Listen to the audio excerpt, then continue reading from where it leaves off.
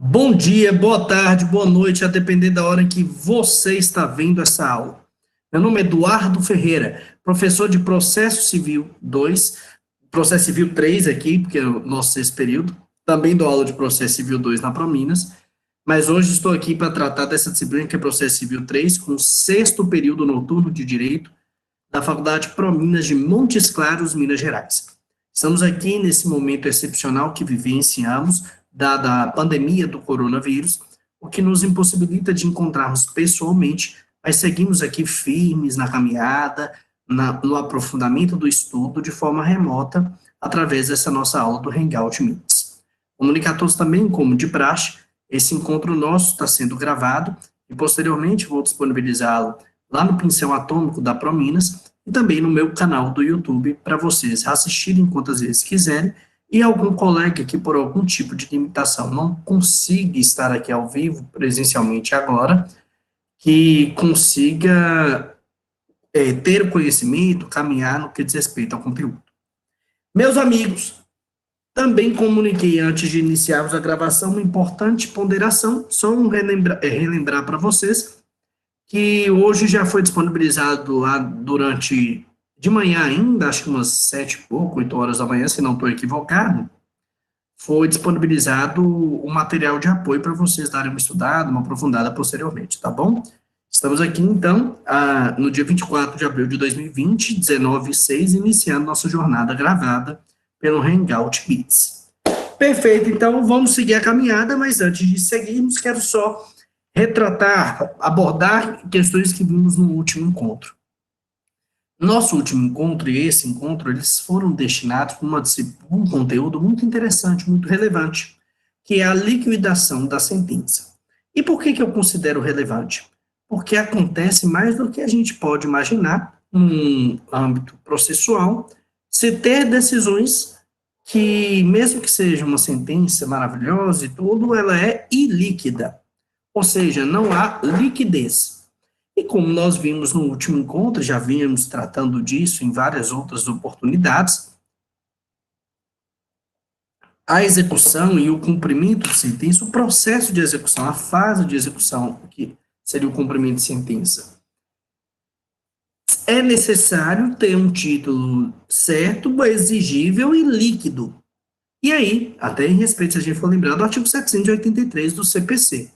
Neste ponto, é importante ressaltarmos isso para entender que, sem liquidez, que é um dos atributos do título para ser executado, não há prosseguimento nos atos de expropriação e no próprio processo de execução ou de cumprimento de sentença. Ponderação muito relevante que fizemos também.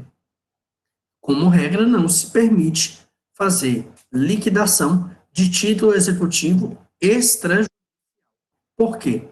Porque o título executivo extrajudicial, que está lá no 784, 783, que fala para a gente quais são os atributos, quais são os títulos executivos extrajudiciais, parte-se de um pressuposto que esse título ele já tem que iniciar a caminhada já líquido, certo e exigível.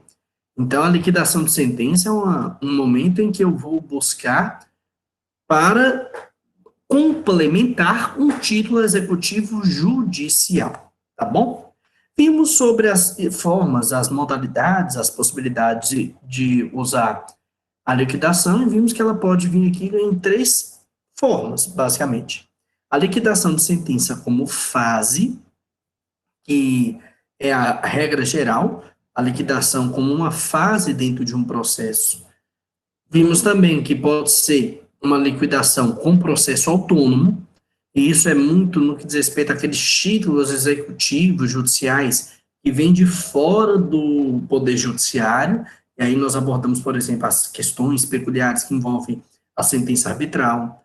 Aqui também poderia ser uma situação de liquidação por processo autônomo, aquela sentença penal condenatória transitada em julgado, a sentença estrangeira homologada pelo STJ, e isso é importante de ponderarmos, tá bom?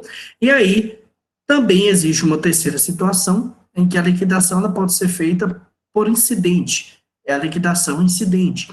Ela ocorre normalmente em casos que já está no procedimento de execução, no processo de execução, e por algum motivo vai se converter. Isso acontece muito, por exemplo, e a doutrina exemplifica para a gente, Berteldoro, Alexandre de Freitas Câmara, o Fred Didier Júnior, entre outros, a situação em que, por exemplo, você tem uma sentença que ela é até líquida, é clara, mas é uma situação de obrigação de fazer ou entregar coisa, por exemplo, obrigação de não fazer, e aí aquela obrigação a qual o devedor, o executado, veio a ser condenado, não mais pode vir a ser cumprida. E aí a parte pode requerer que se converta em perdas e danos, seja por processo autônomo ou mesmo já dentro daquele processo de execução. Se for necessário fazer uma liquidação, ela será feita na modalidade de liquidação incidente, tá bom? Maravilha! E seguimos falando de alguns pontos importantes, relevantes, e aqui eu quero fazer uma pergunta a vocês. Desse conteúdo inicial que abordamos na última aula, vocês conseguiram entender? Dá o joinha aí, quem está ao vivo, que eu quero saber, tá bom? A Bárbara, o Helder, o Paulo e Direito Pro Minas. Me dá um joinha aí, que eu quero saber se compreenderam. Helder falou beleza, Helder falou aqui sim, agora que eu vi, falou sim agora, beleza, né? Antes, Paulo falou que sim, Direito Pro Minas sim, e também vamos agora seguir na nossa jornada, falando sobre liquidação, mas tratando de outros aspectos. E já inicio a nossa jornada aqui hoje, falando de um ponto que gera polêmica: a prescrição e a liquidação. Eduardo, por que polêmica? Pergunta: existe prescrição para liquidar? Ou mesmo, existe prescrição depois da sentença? Antes da fase de liquidação? Sim ou não? São dúvidas que a doutrina e a jurisprudência se faz.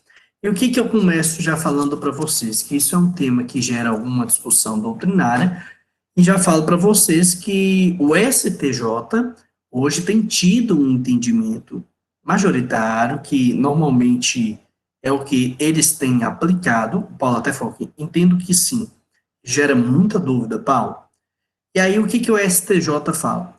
Que começa a fluir o prazo da prescrição do julgado da decisão que liquida.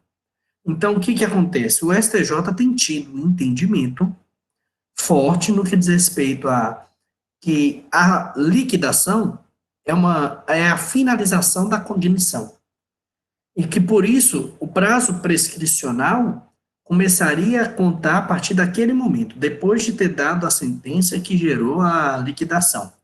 Porque a grande maioria da doutrina e também dos tribunais tem entendido que a liquidação, em regra geral, é uma fase. E por ser uma fase, ela encerra aquela questão da cognição e, por isso, ela geraria, a partir daquele momento, prazos prescricionais. Tranquilo?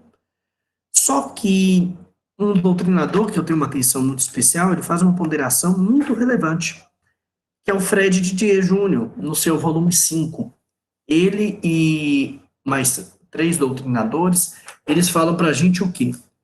Fala para a gente, é o Fred Didier, peguei o nome aqui, o Leonardo Carneiro da Cunha, Paula Sarmo Braga e Rafael Alexandria de Oliveira. Esses 4 doutrinadores em conjuntos, eles analisam essa questão da prescrição, deixando claro um ponto específico: a prescrição da pretensão de liquidação do crédito. E o que esses doutrinadores, eles entendem? Que existe a possibilidade de prescrição intercorrente. Tudo bem que o STJ tem um entendimento mais consolidado, mais fortalecido, falando que a prescrição da dívida, do crédito, da dívida existente, da necessidade de buscar o Poder Judiciário para cumprir aquela decisão, poderá começar a contar novamente a partir da sentença da liquidação. Mas o que esses doutrinadores ressaltam de forma pontual e muito relevante, esse ponto que eles ressaltam? Que existe prescrição intercorrente, ou seja, se dá uma sentença ilíquida e você deixa todo aquele prazo transcorrer 5, 10, 3 anos, 2 anos, a depender da situação. sem manifestar e sem buscar a fase de liquidação, esses doutrinadores têm fortalecido o entendimento que ocorrerá eventualmente a prescrição intercorrente. E por isso, aquele processo eventualmente vai ter que ser declarado extinto com base no artigo 487, inciso 2º, prescrição. O que é a prescrição intercorrente, que cada vez mais tem tomado o Poder Judiciário? Eu, por exemplo, em inúmeros casos, especialmente direito tributário, em que eu atuo no escritório, nós utilizamos a tese da prescrição intercorrente. O que é a tese da prescrição intercorrente? É alegar que o processo, mesmo caminhando, ele ficou parado pelo prazo prescricional dentro do processo por falha do autor. Tranquilo? O Paulo fala aqui, o desinteresse da parte também pode declarar a prescrição? Desinteresse da parte desinteresse em que sentido, Paulo? De não correr atrás? Seria isso? De não buscar a liquidação? De não buscar o cumprimento? É exatamente isso. É a tese que fala, que esses doutrinadores ressaltam aqui, que também valeria, de acordo com o entendimento deles, da prescrição, vou até anotar aqui para vocês, prescrição intercorrente. A prescrição intercorrente. O que é isso? É uma questão que deixa claro que o direito não acolhe os que dormem. Se você tem prazos processuais, e prescrição especificamente, você vai tratar muito dos prazos das obrigações lá no artigo 206 do Código Civil de 2002, mas o entendimento é que se dentro do processo transcorrer o prazo prescricional e o processo tiver ficado parado por culpa do autor daquela ação, do exequente, opera a prescrição intercorrente dentro do próprio processo, o que impossibilita que o Poder Judiciário atue. E prescrição pode ser narrada a qualquer momento. É tanto que recentemente eu tive um caso no meu escritório de dívida tributária, só exemplificando para vocês, em que estava 16 anos e o processo ficou parado mais de 5 anos, sem ter manifestação das partes. Pedi a prescrição intercorrente, a Fazenda não concordou, só que aí a juíza, ao analisar o caso e analisar uma jurisprudência específica do próprio STJ, naquele caso específico, ela entendeu que ali tinha operado a prescrição intercorrente e extinguiu o processo. Tranquilo? Maravilha, então. Então, só fazendo esse detalhamento no que diz respeito à prescrição antes de... É importante falarmos, é importante ressaltarmos que a prescrição, ela vai começar, de acordo com o entendimento hoje do STJ, a correr somente depois da decisão da liquidação, mas que esses doutrinadores falaram que existe também a prescrição intercorrente. Se tiver a decisão e não buscar a liquidação, durante esse período, se tiver transcorrido o prazo de prescrição, vai ter prescrevido da mesma forma e não vai poder buscar o Poder Judiciário para resguardar seu direito e, no máximo, você terá uma obrigação natural. Tá bom? Maravilha, então. Conseguimos entender essa parte de prescrição? Me dá o joinha aí, todo mundo que está aqui ao vivo no Hangout Meets. Estou vendo aqui o Patrício Pereira pelo Pincel Atômico também está aqui ao vivo. Me dá o joinha, me fala se sim, show de bola, essa interação é fundamental, nós precisamos entender, não estamos nos vendo olho no olho, mas é importante essa interação que a gente tem feito, seja pelo microfone ou mesmo pelo chat aqui, tá bom? Maravilha, vamos dar caminhada aqui nesse conteúdo que envolve liquidação, vamos falar de cognição na liquidação. Eduardo, o que é isso? Existe produção de prova, ou mesmo existe alguma questão que envolve conhecimento na liquidação? Eu posso, por exemplo, questionar a decisão na liquidação? Ou algum ponto? Qual que é o limite da cognição na liquidação? É aí, eu tenho que ressaltar para vocês um artigo importante, que já falamos no nosso último encontro, que é o artigo 509, mas hoje vamos falar especialmente do parágrafo 4º lá do Código de Processo Civil 2015. Parágrafo 4º do artigo 509 já está aí na tela para vocês. O que fala para a gente? Na liquidação, é vedado discutir de novo a lide ou modificar a sentença que a julgou. O que está deixando claro aí para a gente, então? Na liquidação não é momento, por exemplo, para uma cognição plena, para você trazer provas. Por exemplo, na liquidação você não questiona legitimidade passiva, porque tudo isso, teoricamente, já foi analisado num processo de conhecimento. no processo que antecedeu aquela fase de liquidação, tranquilo? Então, artigo 509, parágrafo 4º do CPC, ele traz para a gente a regra que a doutrina chama de fidelidade ao título. O que, que é a regra de fidelidade ao título? É algo simples, deixando claro. Pode haver cognição na fase de liquidação? Até pode, nós vamos ver aqui. Mas não para rediscutir a matéria que já foi analisada no processo. Não para querer alterar aquela decisão que gerou aquele título executivo judicial. Tranquilo? Isso é a teoria ou a regra da fidelidade ao título. Tá bom? Quais matérias, então, poderão ser alegadas aqui na fase de liquidação? Primeiro, a doutrina e a própria jurisprudência têm analisado qualquer situação que não afeta a coisa julgada, até em respeito à regra da fidelidade ao título, eu posso alegar pontos que não discutem, que não afetam diretamente a decisão, aquela coisa julgada. E também a doutrina tem entendido que eu posso fazer de forma antecipada, utilizar aquelas teses que eu já usarei lá na fase de cumprimento de sentença em respeito ao artigo 525, parágrafo 1º do Código de Processo Civil. O que que fala para a gente lá no 525, parágrafo 1º? As questões que podem ser alegadas em sede de defesa ou de impugnação ao cumprimento de sentença. Tranquilo? A doutrina e a jurisprudência têm tido o entendimento de ser favorável à possibilidade de, aqui na liquidação, também já começar a tratar daqueles pontos que estão lá estabelecidos como possibilidades de defesa dentro do cumprimento de sentença. Tá bom? Então, aqui na questão de cognição, de o que poderá ser discutido, quais as matérias poderão ser alegadas, especialmente pelo requerido, futuro executado, vamos ressaltar, então, o parágrafo 4º do artigo 509, falando que não posso rediscutir a coisa julgada, mas também ressaltar aqui o artigo 525, parágrafo 1º, onde eu posso antecipar aquelas matérias que estão lá no 525, parágrafo 1º, que são as matérias de defesa. Tranquilo? Que eu posso fazer dentro de um cumprimento de sentença. Só para a gente saber, vou colocar para vocês aqui, são 6 grandes incisos. Vou colocar só para enquanto a gente estiver caminhando aqui na nossa jornada, vocês irem lendo, já para se ambientarem o que pode ser, por exemplo, questionado em uma fase de cumprimento de sentença. Vou colocar agora aí para vocês até o inciso 3º, e agora pego o 4º, 5º e 6º e coloco também para vocês. Enquanto estamos caminhando aqui, já dar uma lida, não é matéria da nossa aula que é a defesa no cumprimento de sentença, mas é importante vocês já irem se ambientando e tá na tela aí para vocês o parágrafo 1º do artigo 525 para facilitar e vocês já irem se ambientando, sabendo o que poderá ser questionado, tá bom? Maravilha, então.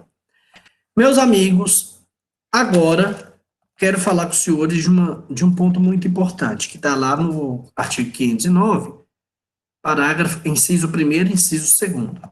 Vamos falar das espécies de liquidação. Mas antes de falarmos das espécies, primeiro ponto importante, onde elas estão? 509, inciso 1º, inciso 2º. Outro ponto importante que eu tenho que ressaltar com vocês aqui, o parágrafo único lá do artigo 786. Vou colocar para vocês aí o parágrafo único do artigo 786 no chat, tá bom? 786, o parágrafo único. Por que eu estou colocando ele aí? Isso aqui é do CPC de 2015, viu, meus amigos? Artigo 706, parágrafo único lá do CPC. Por que eu estou colocando isso? Porque no antigo Código de Processo Civil de 73, existia uma liquidação para cálculos. Somente para calcular cálculos aritméticos era necessário se fazer uma forma de liquidação, tá bom? No nosso CPC de 2015, lá no artigo 786, já deixa claro o que para a gente? A necessidade simples de operação aritmética para apurar o crédito exequendo não retira a liquidez da obrigação constante no título. Ou seja, se eu preciso somente fazer um cálculo, juntar uma tabela do cálculo da dívida, isso não vai ter a necessidade de eu ter que buscar uma fase de liquidação para ir lá e questionar e tratar, abordar sobre essa situação, para buscar, eventualmente, chegar no valor concreto. Hoje já tem respeito, um respeito até interessante ao princípio da celeridade e a própria economia processual, a razoável duração de um processo. Se está faltando somente cálculos aritméticos, isso não tira a liquidez da decisão e ela pode ser executada tranquilamente, somente se atualizando o valor, atualizando aquele cálculo para facilitar. Tranquilo? E aí, meus amigos? Isso também está onde? Onde que está isso? Claramente no entendimento dos tribunais hoje. Hoje, se falta eventualmente uma decisão, se falta um cálculo aritmético somente para uma decisão, os tribunais não têm entendido que ela é ilíquida, tá bom? E aqui eu quero fazer uma outra ponderação, que é uma súmula, que eu gosto sempre de trazer para os senhores esses assuntos, além da letra da lei, questões simuladas também, que faz muita diferença. A súmula 344, que fala assim para a gente, ainda nesse ponto que a gente está tratando de espécies, a introdução das espécies de liquidação, a súmula 344 do STJ fala que a liquidação por forma diversa estabelecida na sentença não ofende a coisa julgada. Então, nós vamos falar aqui de dois tipos de liquidação de sentença, duas espécies, mas a súmula 344 do STJ, como os senhores podem ver aí, já está no chat. Se você faz diferente do que mandou na sentença, isso não vai afetar a coisa julgada, o importante é estar tudo certinho, dar prosseguimento e caminhar no que diz respeito à tramitação, ao andamento do processo, para que ao final consiga realmente ter aquele objetivo do processo de execução e do cumprimento de sentença, que nada mais é do que buscar o cumprimento de uma obrigação em prol de um credor, tá bom? Show de bola. Meus amigos, passando essa parte introdutória acerca das espécies de liquidação, vou falar para os senhores da primeira, conhecida como liquidação por arbitramento. A liquidação por arbitramento está lá no 509, inciso 1º do CPC de 2015. Coloquei aí para vocês agora já o inciso 1º lá do artigo 509. E fala assim: será feita a liquidação a requerimento do credor do devedor, isso já falamos na última aula. Primeira situação, primeira espécie, por arbitramento, quando determinado por sentença, convencionado pelas partes ou exigido pela natureza do objeto da liquidação. O que quer dizer isso, Eduardo? Pelo poder de Jesus Cristo. O que seria essa liquidação por arbitramento? A grande maioria das liquidações em que meu escritório atua, se não todas, não me recordo de outra que não seja, são liquidações por arbitramento. Por exemplo, ela é muito utilizada quando depende de uma prova técnica. Uma prova técnica que vem auxiliar aquele juiz, ou vem auxiliar como um todo o Poder Judiciário, e aí eu busco a questão da liquidação por arbitramento para ter uma resposta. Uma recente que eu estou mexendo mesmo, até comentei com ela de um caso da situação da liquidação, em que nós precisamos fazer uma perícia para averiguar verdadeiramente a liquidação da sentença e saber o valor. Tranquilo? Então, normalmente ela é utilizada quando há necessidade de uma prova técnica, que normalmente é a prova pericial, tá bom? Maravilha.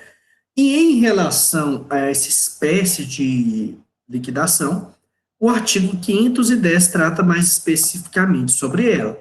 510, nós somos bem interativo aqui, já está aí para vocês na tela. O que fala lá no 510? Na liquidação por arbitramento, o juiz intimará as partes para apresentação dos pareceres e documentos elucidativos no prazo que fixar e, caso não possa decidir de plano, nomeará perito, observando-se no que couber o procedimento da prova pericial.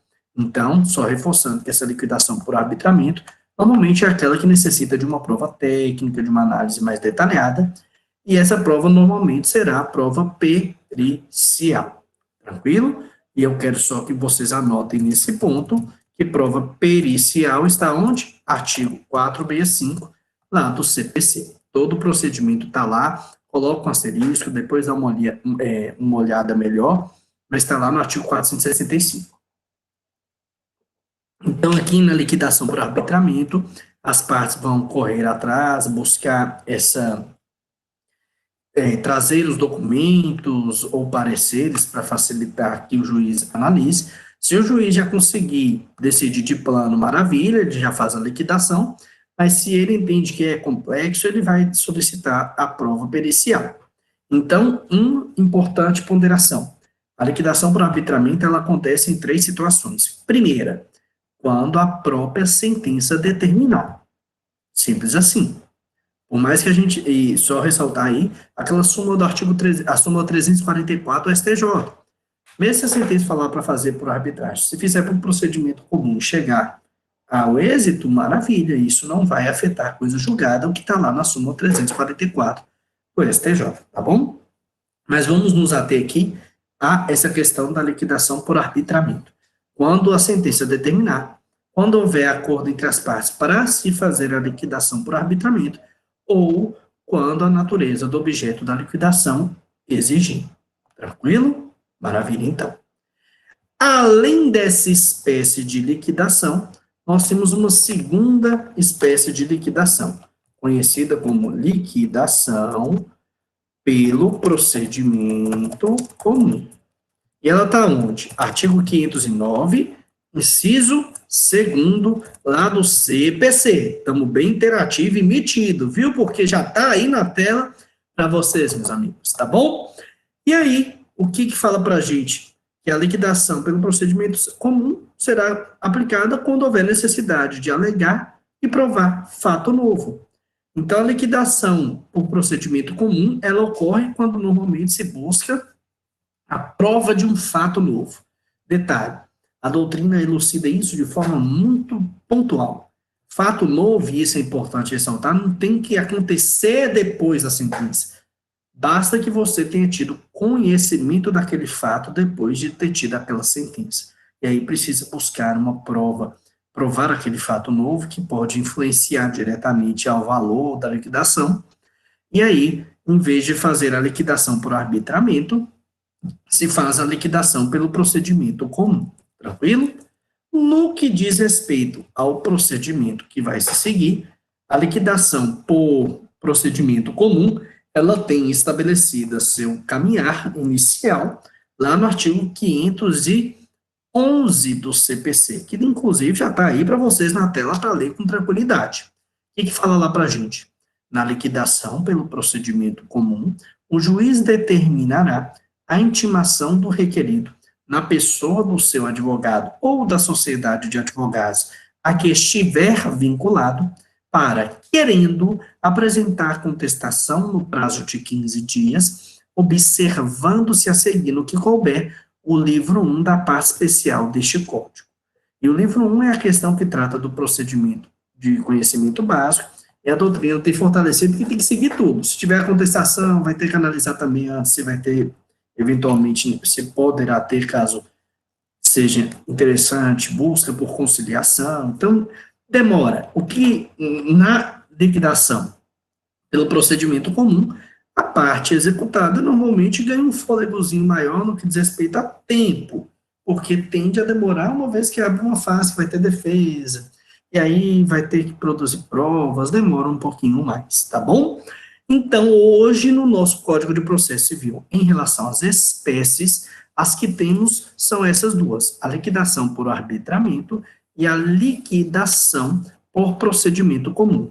Ressalto algo importante, porque no antigo Código de Processo Civil, em livros anteriores, por exemplo, a 2015, pode aparecer uma terceira modalidade de liquidação, que é para cálculos aritméticos, o que nós já falamos na última aula e na aula de hoje, do dia 24 de abril, que não mais é necessário por conta do artigo 786, parágrafo único, que determina que meros cálculos aritméticos não retiram a liquidez para execução.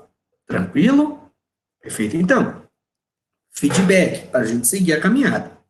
No que diz respeito às espécies de liquidação. Show de bola? Coloca aí, hashtag sangue de Jesus, eu quero ver aí, eu quero ver a animação, quero ver vocês me falando se estão compreendendo ou não. E fala aí, pessoal, que a opinião SUS para mim é muito importante, eu tenho que saber. E numa eventual dúvida ou algo que não tenha ficado muito claro para vocês, vocês me falem, eu repito quantas vezes for necessário. Tá bom? Enquanto não estou falando, vamos dando prosseguimento. Vamos falar de uma outra questão muito importante. A liquidação com dano zero, ou conhecida também como non-leakage. Paulo mandou aí que sim. Perfeito, então. Vamos começar a falar da liquidação com dano zero, ou a conhecida non-leakage. O que é isso? Eu busco com a sentença ilíquida, e aí eu busco a liquidação de sentença, seja fase, procedimento autônomo, incidental, qualquer uma delas, eu busco a liquidação para conseguir individualizar aquela decisão. Conseguir ao certo saber quem é a parte, o que tem que ser cumprido, qual o valor. Eu busco a liquidação para se dar uma individualização pormenorizada no que diz respeito à decisão. Tranquilo? No que diz respeito à liquidação com dano zero, ou a non-liquid, que é um outro nome, que a doutrina tem utilizado, é quando se faz a liquidação e descobre o quê? Dano algum. Eduardo, como assim? Eu tenho uma sentença líquida que quando eu vou calcular, por exemplo, o dano, não tem dano. E aí? Uma parte considerável da doutrina fala que isso é uma patologia, uma doença da sentença. Quando, na fase de cognição, aquela fase que antecedeu a sentença, o juiz não teve uma cautela, não conseguiu fazer uma análise pormenorizada, e já descobri lá naquela fase que não haveria dano. E aí ele deu a sentença e só depois da liquidação que se buscou descobrir que não existia dano. E aí? Isso é o que a doutrina fala, mas também tem outros pontos, como por exemplo, danos incertos. Quando a própria sentença não tem noção do dano, porque precisa avaliar se existe ou não. E aí tudo bem, essa daí a doutrina entende que não seria uma patologia, uma doença da sentença. Mas no outro caso, quando realmente o juiz comete um equívoco na hora que vai se liquidar, chega uma liquidação não líquida ou dano zero, realmente é uma falha, uma vez que como é que você teve uma sentença que quando vai se buscar a liquidação não tem valor. Tranquilo? E aí, o que deve ser feito? Iniciei a fase de liquidação de sentença e o dano foi zero. Por exemplo, vamos imaginar que eu fiz uma liquidação por arbitramento, fez a prova pericial, na hora que foi fazer a prova pericial, o que aconteceu? Não achou dano. É uma liquidação não líquida, não há liquidez, não tem dano algum. O que tem que ser feito? A doutrina se questionou por um tempo sobre isso. E aí, o ex-ministro falecido Teori Zavascki, do STF, ele falou algo muito interessante. O que ele falou? Falou para a gente que nessa situação deveria julgar improcedente o pedido, uma vez que quando se tem uma decisão com dano zero, ou a conhecida decisão liquidação non-liquid, o que aconteceria? Eu não mais poderia ficar perdurando na caminhada processual, o que geraria, por óbvio, um desgaste em relação àquela pessoa que figura no polo passivo, o réu, e aqui, eventualmente, futuro executado. E aí, o Teori Zavascki iniciou esse entendimento e quando se depara com uma liquidação não líquida, uma liquidação que trata sobre esta questão, que não chegou a um dano, que é dano zero, deveria já extinguir o processo. E aí surge outra dúvida que o Paulo já coloquei aqui, colocou o 485, falando então que seria uma sentença sem julgamento de mérito. Isso é o que o STJ tem batido o pé, Paulo. O STJ tem falado isso, que essa sentença, quando eu tenho dano zero, ela é uma sentença, ela é uma liquidação non-liquid, mas quando vier a sentença, que é esse entendimento do Teori Zavascki, tem que dar sentença para extinguir, seria uma sentença pautada no que diz respeito a artigo 485, uma sentença sem resolução de mérito, e posteriormente, se surgisse em forma de se comprovar quem utilizou, como vou conseguir liquidar, maravilha. E a jurisprudência do STJ, inclusive, tem se baseado em um artigo antigo. E que artigo é esse? O artigo 915 do Código de Processo Civil de 1939. E aí utiliza isso na jurisprudência para dar justificativa de ser um entendimento para uma sentença sem resolução de mérito. Só que aí, você mesmo aqui falou, Paulo, que eu acho que deveria ser com mérito, artigo 487. Uma parte da doutrina também acha isso, meu amigo. O Fred Thier também entende isso. E ele entende que essa sentença que vai pôr fim ao processo, ela tem que ser uma sentença com resolução de mérito. Porque quando se encontra a sentença do juiz que não tem uma liquidez, houve uma falha do juiz, em respeito, inclusive, à questão até do princípio da fundamentação da decisão. O juiz deu uma decisão sem liquidez, ele falhou completamente, tranquilo? E aí o que acontece? O juiz, ele deve sempre julgar, o próprio artigo 140 lá do CPC fala, que o juiz tem que julgar para buscar decidir a situação de forma clara, objetiva, sem discussão.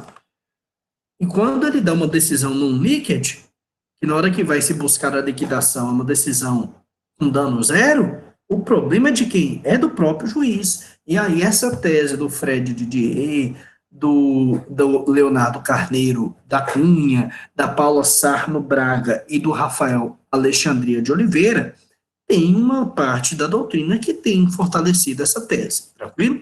Eu não vou discutir, o STJ ainda hoje entende que seria uma sentença sem resolução de mérito, se pautando no artigo 915, lá do Código de Processo Civil de 1939, o Dinamarco questionou muito isso à época, quando em 1973, um Código de Processo Civil novo àquela época, se retirou isso, mas tudo bem. É uma discussão que existe essa divergência e que ainda acredito que por um tempo considerável, ainda vai ter uma forma de se moldar, ou a doutrina vai começar verdadeiramente a acompanhar em sua maioria o que o STJ tem defendido.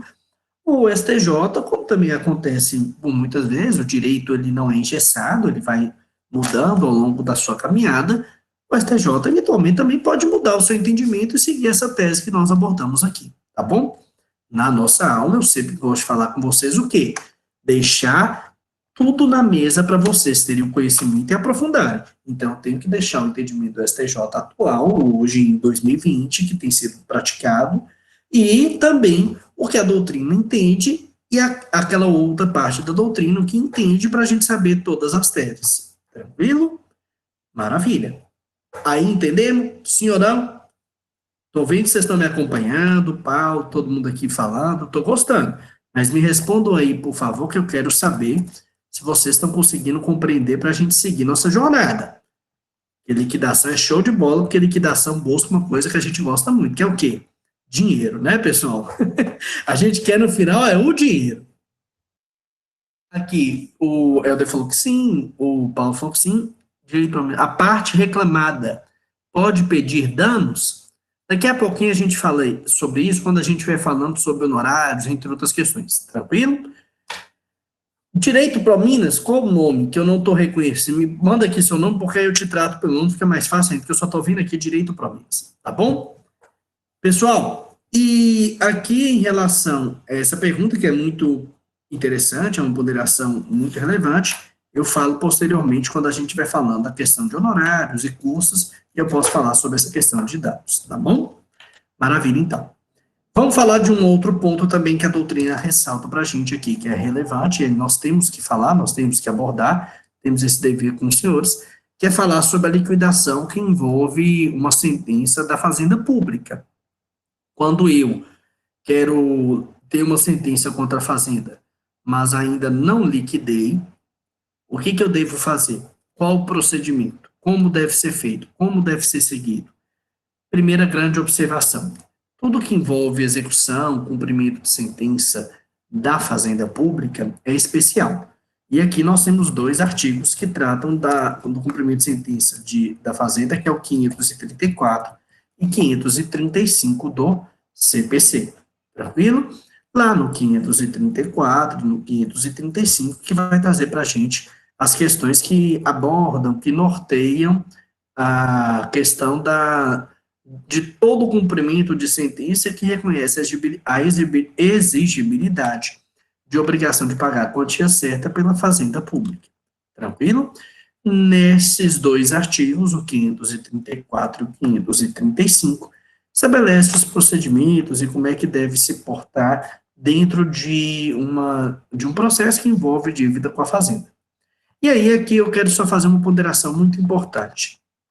O artigo 512, que está lá na parte de liquidação de sentença como um todo, vou até colocar aqui para a gente relembrar o que é o 512, coloquei no chat para vocês. O 512 fala para a gente que a liquidação poderá ser realizada na pendência de recurso, processando-se em autos apartados no juízo de origem, cumprindo ao liquidante instruir o pedido com cópias das peças processuais pertinentes. Aqui deixa claro para a gente, isso havíamos falado no nosso último encontro, que existe a possibilidade de iniciar a liquidação mesmo que tenha recurso. Falamos isso quando nós tratamos sobre o momento a qual devo solicitar, devo iniciar a liquidação de sentença. Só que por que eu coloquei esse artigo aí? Porque esse artigo gera uma dúvida. A regra é que tudo que envolve a Fazenda, execução ou cumprimento de sentença como um todo, tem uma parte especial do código. É tanto que nós vimos lá que a liquidação está do 509 ao 512, e tudo que envolve o cumprimento, que envolve a Fazenda, nós vamos ter que buscar lá no 534 e 535. Só que aqui tem um ponto importante que eu quero falar para os senhores. RPV e precatórios. RPV e precatórios. Se a Fazenda Pública é condenada, RPV normalmente é menos de 60 salários mínimos, se não estou equivocado. RPV é a nomenclatura que se dá para requerimento de pequeno valor. E precatórios são aquelas dívidas que ultrapassam 60 mil, e aí pode ir até um limite que for a dívida que a Fazenda tem com a pessoa. O precatório demora um pouco mais para se caminhar. Qual que é a dúvida? Eu posso iniciar a liquidação quando envolve a Fazenda, mesmo que tenha um recurso pendente? Sim ou não? Isso gera uma dúvida na jurisprudência. A doutrina fala que eu até posso iniciar a liquidação, que é só um cálculo, mas deixa um ponto importante que eu quero que todos anotem. O Paulo até falou aqui, entendo que não. A doutrina tem entendido, Paulo, que pode até iniciar a liquidação, ou liquidação provisória, como a doutrina tem chamado, que é aquela liquidação só para calcular, para chegar numa liquidez, mas aí a doutrina ressalta um ponto muito importante.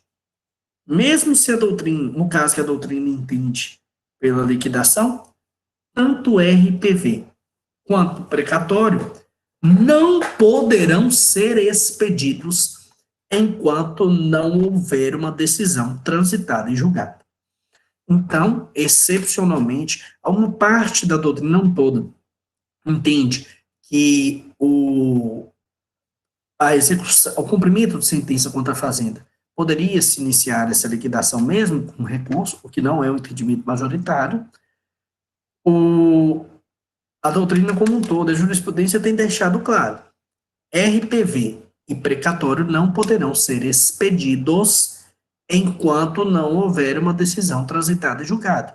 Porque o RPV, o precatório, já é aquela fase que você já está buscando o quê? O recebimento. especialmente RPV, que é relativamente rápido, muito mais rápido, não é relativamente não, muito mais rápido, normalmente, do que um precatório, tá bom? Lá na vara de fazenda, na Justiça Federal, a área previdenciária é muito, a grande maioria no juizado especial são RPVs, especialmente 60 salários mínimos. E um RPV, vamos falar, quando demora muito, em 7 meses, 6 meses, muito, o valor já está na conta. Precatório, podem ser anos. Você entra numa lista, que nessa lista vai ter que seguir a ordem. É tanto que tem gente que recebe e até brinca, vai ficar pro meu filho, pro meu neto. Mas a depender da situação, demora realmente um tempo considerável. Tranquilo? Maravilha. No que diz respeito à liquidação contra a fazenda, era isso que eu queria ressaltar com vocês agora. Vamos continuar a nossa jornada, e agora eu quero falar com vocês de uma outra situação, um outro ponto que a doutrina ressalta para a gente, que é relevante aqui no nosso encontro. A decisão da liquidação. O que ela é? E ainda, qual recurso cabe? Isso aí tem que ser analisado. Por quê? Também existe uma discussãozinha da doutrina, tá bom? Precatório tem que entrar no orçamento ou não tem lei? Ah, direito à mesa é de gato. Ah, maravilha, de gato. O precatório tem que entrar no orçamento ou não tem lei? O precatório tem que sempre estar previsto. Normalmente se faz, o precatório, a ordem de cumprimento dele está estabelecida na Constituição Federal, tá bom? E aí vai ter que ser, todo ano tem um planejamento orçamentário em que se destina uma parte só para pagamento de precatório. Por isso que demora, porque tem muita gente também que tem a receber, tá bom, meu amigo? Paulo pergunta, agravamento seria o recurso cabível? Aí depende. E agora eu quero falar com vocês por quê. Por causa a gente tem que saber primeiro o que é essa decisão. Você sabe o que a doutrina tem entendido? Que a decisão que busca por fim a fase de cumprimento de sentença, de liquidação de sentença, melhor dizendo, seria uma sentença. O Eduardo, não é uma situação em que eu vou ter uma decisão interlocutória. Sabe o que a doutrina fala? Uma doutrina que tem cada vez mais fortalecido, que é uma sentença. O Paulo fala, no caso, a decisão interlocutória acabaria agravo. Decisões interlocutórias normalmente cabem agravo. Só que por que a doutrina tem falado que é sentença? Por causa do artigo 203, parágrafo 1º, lá do CPC. Coloquei aí para vocês também. O que o 203 fala para a gente? Fala dos pronunciamentos do juiz. E lá no parágrafo 1º fala assim, ressalvadas as disposições dos procedimentos especiais, sentença é o pronunciamento por meio do qual o juiz, com fundamento no artigo 485 e 487, põe fim à fase cognitiva do procedimento comum, bem como extingue a execução. E o que a doutrina tem batido o pé para falar que isso seria uma sentença? Essa parte que fala, põe fim à fase cognitiva do procedimento comum. Por quê? Porque, em regra, a liquidação, que nós já vimos sobre as modalidades de liquidação, em regra, a liquidação é uma fase. Existe a sentença, existe o cumprimento de sentença, que já é a fase que eu vou começar a expropriar bem. A liquidação está no meio, mas a doutrina entende que ela ainda compõe a fase de cognição. A liquidação em si não iniciou-se a fase de execução. E aí, quando eu tenho uma decisão da liquidação, a doutrina tem tido um entendimento que aquilo seria uma sentença. E se é uma sentença, qual o recurso cabível? Qual que os senhores acham? Quando eu tenho uma sentença, qual o recurso cabível, meus amigos? O Paulo falou aí que está no artigo 1009 do CPC. Da sentença, cabe apelação. Tranquilo? Porém, aqui gera uma polêmica. Por qual motivo?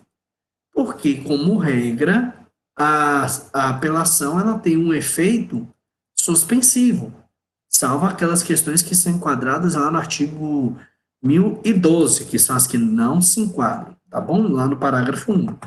Mas se você for no caput do artigo 1012 do CPC, que eu acabo de colocar para vocês aí, o que que fala? Que a apelação terá efeito suspensivo. E o que que a doutrina questiona? Tudo bem, vamos entender que isso aqui é realmente uma sentença. Para a doutrina, isso tem tido um entendimento, uma sensação de retrocesso, se formos analisar o CPC de 73. Por quê?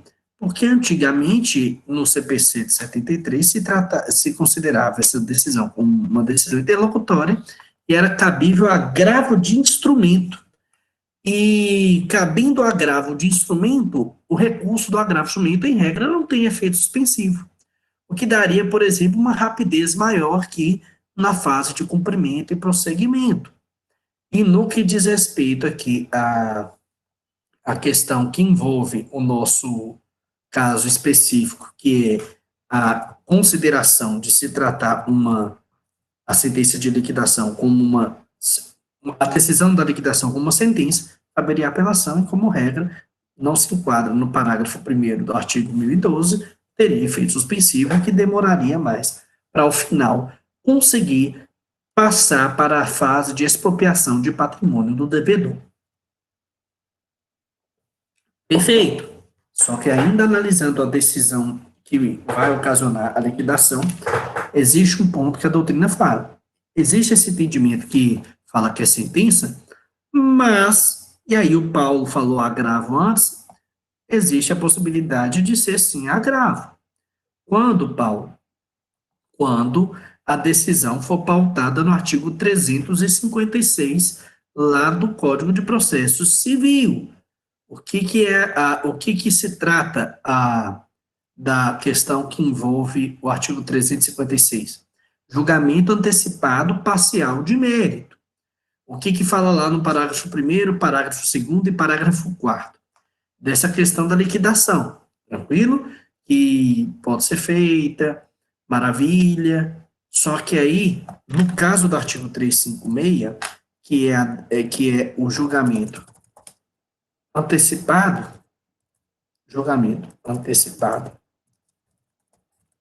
parcial do mérito, a doutrina tem entendido que isso é uma decisão interlocutória. E se é uma decisão interlocutória, caberia ao recurso agravo de instrumento. Com base em quê? Com base no parágrafo único lá do artigo 1015 do CPC. 1015. O parágrafo único fala o que para a gente? Está aí para vocês agora na tela, tá bom? Fala no parágrafo único que caberá agravo de instrumento contra decisões interlocutórias proferidas na fase de liquidação de sentença ou de cumprimento de sentença no processo de execução e no processo de inventário. E aí, as decisões interlocutórias que são feitas em fase de liquidação, entende-se que deve se buscar o agravo de instrumento. Tranquilo? Então, vamos focar aqui. A decisão que põe fim à liquidação, a doutrina tem entendido, em fundamentação no artigo 203, parágrafo 1º, que se trata de uma sentença, e que, por ser uma sentença, caso eu tenha como objetivo questionar aquela decisão, tenho que buscar, com base no artigo 1009, a apelação. A doutrina coloca um caso específico, que é o julgamento antecipado parcial do mérito, que está lá no 356 do CPC. Nesse caso específico, como não julgou completamente, somente uma parte vai liquidar aquela parte, a decisão daquela liquidação que julgou parcialmente o mérito, ela será uma decisão interlocutória e, em respeito ao artigo 1015, parágrafo único, caberá agravo de instrumento. Tranquilo? Isso é muito importante de se abordar. Tá bom? Aqui no que diz respeito A análise que temos que fazer é algo muito claro. Decisão que põe fim à liquidação, sentença, cabe à apelação. Decisões interlocutórias, cabem agravo de instrumento na liquidação. E quando se trata de uma decisão de julgamento parcial do mérito, pautada no artigo 356, parágrafo 1º, parágrafo 2º e parágrafo 4º do CPC, aquilo é uma decisão interlocutória, cabe agravo com base no 1015, parágrafo 1. Anotem isso bem. Tranquilo? Show de bola. Me fala aí que eu quero saber. Isso é importante, porque pode dar uma trava na cabeça. Quer que repete qual artigo, meu amigo? O que fala do agravo, o que fala da apelação, o que fala da decisão interlocutória. Do agravo, o agravo está aí copiado em cima da sua mensagem, Paulo. 1015, parágrafo único do CPC. Já está copiado e colado aí para você. Tá? Conseguiu ver, meu amigo? Que fala que também cabe agravo de instrumento contra decisões interlocutórias proferidas na fase de liquidação de sentença, entre outros. Conseguiu dar uma olhada aí? Me fala aí, me dá o retorno, senão eu paro aqui e falo novamente, tá bom? Vamos então caminhando. Paulo falou que sim, fico feliz. Vamos então caminhando nessa nossa jornada de aprofundamento aqui na liquidação. E vamos para o último ponto que eu queria abordar hoje com você sobre liquidação e assim encerrarmos essa caminhada de liquidação. A liquidação e as verbas de sucumbência. E aí? Aí eu posso até dar um exemplo, deixa eu ver aqui quem me perguntou, que eu me esqueci agora. Quer ver? Aqui. Direito Prominas, que é o Éder, né? Edgar que me perguntou se poderia cobrar danos. Vamos falar sobre isso, entre outras questões, agora quando falamos de liquidação e verbas de sucumbência.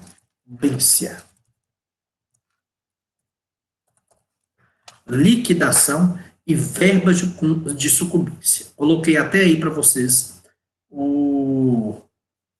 esse títulozinho só para a gente seguir aqui na nossa jornada, tá bom? Maravilha, então. Vamos lá para falarmos agora sobre esse importante ponto. Liquidação. A fase de liquidação, ela deve condenar as partes, por exemplo, em honorários advocatícios sucumbenciais? Sim ou não? O que vocês acham? A fase de liquidação, ela deve aplicar, condenar em honorários advocatícios sucumbenciais? O que vocês acham? Me falem aí. Fala aí no chat. Finalizou a liquidação, eu provei que estava errado, e aí? Vai ter que fixar honorários? Ou então, finalizou a liquidação, provou que realmente tinha um valor, e aí? Vou receber o valor? O que acontece? Nesta situação, eu quero ressaltar com vocês um detalhe muito importante. Paula falou que entende que sim, porque está liquidando. Só que, meu amigo, sabe o que a doutrina tem entendido? Se a sentença já tiver fixado os honorários, não vai condenar novamente. Entenda. A liquidação é em regra, em sua grande maioria, é uma fase. Nós vimos que existe liquidação incidente, vimos que existe liquidação processo autônomo, mas em regra, a liquidação é uma fase. Se na sentença já houve a condenação em honorários, vamos falar assim, R$1.000, 5%, 10% do valor da condenação, 15%, R$5.000. Se já houve a condenação, eu não vou condenar mais uma vez em honorários sucumbenciais, porque já houve a condenação na sentença. O valor, se for, por exemplo, percentual, quando eu chegar no cumprimento de sentença, é um mero cálculo aritmético, artigo 786, parágrafo único, eu só vou calcular lá rapidinho. Liquidar é encontrar. Na sentença, quando eu falo, por exemplo, condeno Paulo a pagar 10% de honorários, eu já sei qual que é o valor dos honorários, 10%. Qual vai ser o valor exato vai depender de um cálculo aritmético E nós temos que cálculo aritmético, não precisa nem de liquidação. E aí é isso o entendimento em regra. Tranquilo? Então, o entendimento é que na fase de liquidação de sentença, perdão, não se há condenação em honorários advocatícios ou competenciais.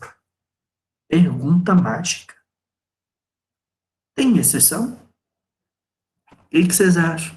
Paulo aqui falou que entendeu. Maravilha. O que vocês acham, gente? Direito tem exceção? Vocês já ouviram falar de alguma exceção de direito? Me fala aí. Alguma exceção à regra geral? A regra geral aqui é que não vai condenar em honorários. O Paulo falou assim, gente, direito é exceção, nunca vi, tudo tem exceção. É tanto que o caso que não tem exceção é exceção a não ter exceção. Olha que exceção.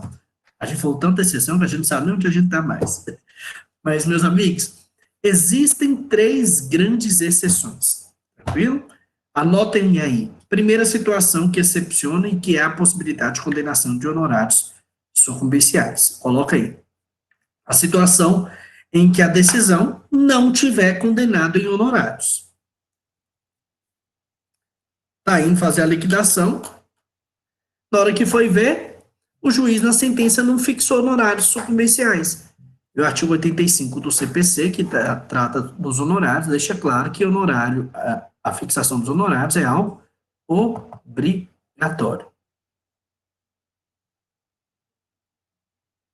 Tranquilo? Maravilha. A primeira situação, então, é que eu vou ter a condenação em sucumbência, em honorários sucumbenciais, é quando a sentença não tiver feito. Maravilha. Anotem aí a segunda situação. Segunda situação, anota aí, por favor.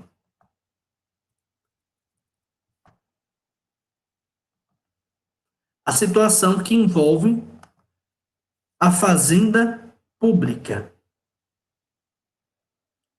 Fazenda pública.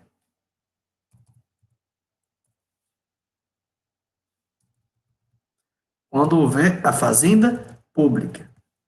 E na fazenda pública, eu quero que vocês coloquem aí artigo 85, parágrafo 4º do CPC. Tranquilo? Artigo 85, parágrafo 4º do CPC. O 85, parágrafo 4, eu já coloquei aí para vocês aí na tela essa questão do que é fixado lá para condenações da fazenda. Tá bom? E aí, quando envolve a fazenda, também vai ter que seguir o parâmetro do artigo 85, parágrafo 4º, e condenar nos honorários da sucumbência. Tá bom? E a terceira hipótese de exceção, onde a condenação em sucumbência, honorários sucumbenciais aqui na liquidação, anotem a terceira situação, quando se tratar de um processo autônomo de liquidação. Quando se tratar de um processo autônomo de liquidação.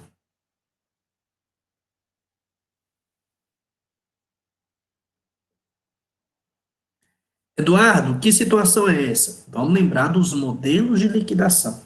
Liquidação como fase, que é a regra geral, processo autônomo de liquidação e liquidação incidente.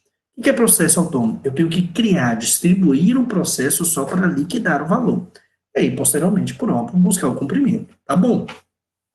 Mas o que é isso na prática, meus amigos?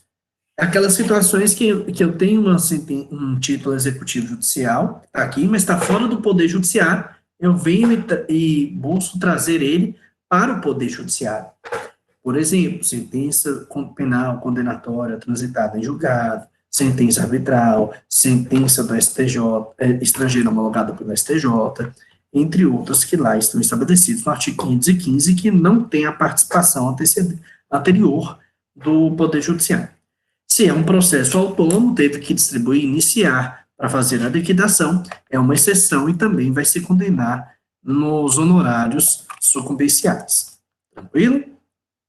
Aí vem a pergunta, e as custas? O honorário sucumbencial é para advogado de quem ganhou. E custas, que é o valor que tem que pagar para o Estado? E aí? Quem é que paga? Simples, simples. Quem der causa à liquidação. Coloquei até para os senhores, hein? Custas de quem der causa à liquidação. Se a culpa de ter feito a liquidação foi do autor, ele que paga. Se foi do réu, o réu que paga. Tranquilo? Porque, por exemplo, pode ser uma liquidação non-liquid, e aí, eventualmente, os gastos que ele teve, ele vai ter que pagar a custo, porque o problema foi dele. Ou então fez uma liquidação e descobriu que era o requerido, o futuro executado que deveria fazer, ele que paga. E aqui também se faz importante ressaltar sobre recurso.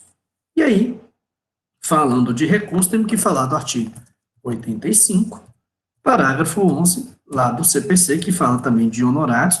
É só deixar claro que no recurso o tribunal vai majorar, vai aumentar os honorários, e isso eventualmente numa fase de questionamento dos recursos aqui na liquidação, se fizer um agravo, se fizer uma apelação, vai ter que se aumentar os honorários, não por estar na fase de liquidação, mas por ter feito o recurso em respeito ao artigo 85, parágrafo 11 do CPC. Tranquilo? E em relação aos danos?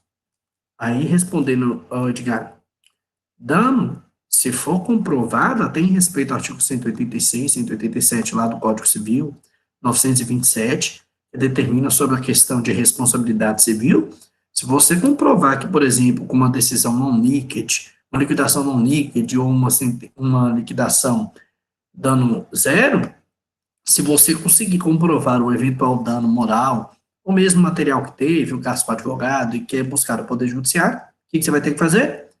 Um processo questionando estes pontos. Tranquilo? Simples assim. Tá bom? Meus grandes amigos, entendemos? Sim ou não? Me dá um feedback aí que eu quero saber. Perfeito, então. Em relação à liquidação, o bate-papo que eu queria ter com vocês hoje era para abordar esses pontos. Vou fazer uma coisa, não quero que vocês saiam. Não saiam, porque eu tenho que falar com vocês que estão ao vivo. Vou só me despedir por se tratar de uma gravação. A você que está assistindo esse vídeo, muito obrigado por disponibilizar seu tempo e participar aqui dessa jornada com a gente. Encontro vocês em outras oportunidades. Desejo um ótimo dia, ótima tarde, ótima noite, a depender da hora em que você assistiu esse vídeo. Um grande abraço, até a próxima.